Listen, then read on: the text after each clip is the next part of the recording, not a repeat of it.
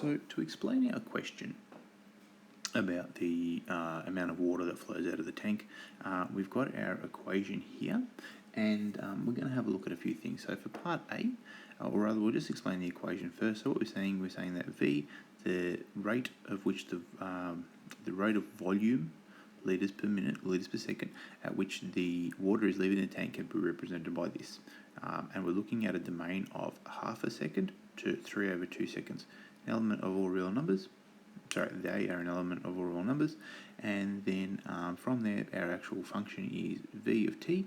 So our volume with respect to time is represented as cos of pi over 3 times t plus 2. So that's our function. That's what we're dealing with. Now, our question, so for part A, or rather, as a result of that, our graph is going to look something like this. I'll just fix that up a little bit. So it's going to look something like that. Not exact, but something like that. And we're starting here.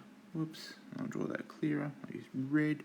We're starting here, and I'm going to go down.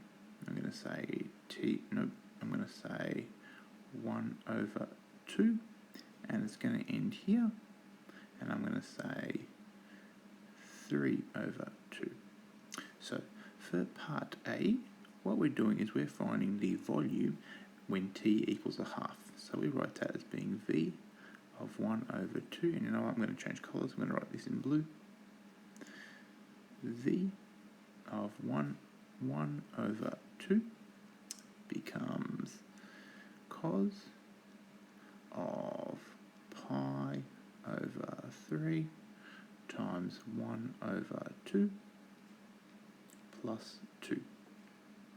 So from there we end up with cos of pi over 6, rewrite that better, pi over 6 plus 2.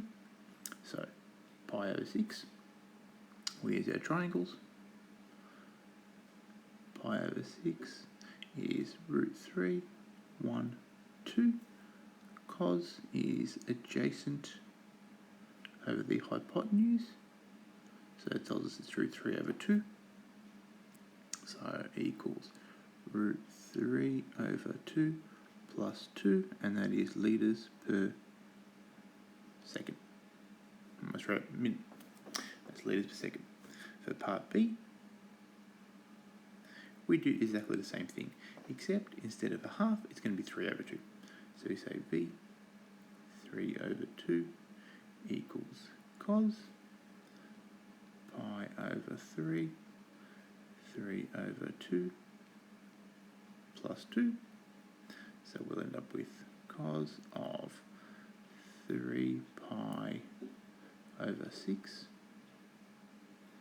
plus 2. So we just end up with cos of pi over 2 plus 2, and that ends up being 0 plus 2, so we have 2 litres per second. In the next video, we'll tackle part C.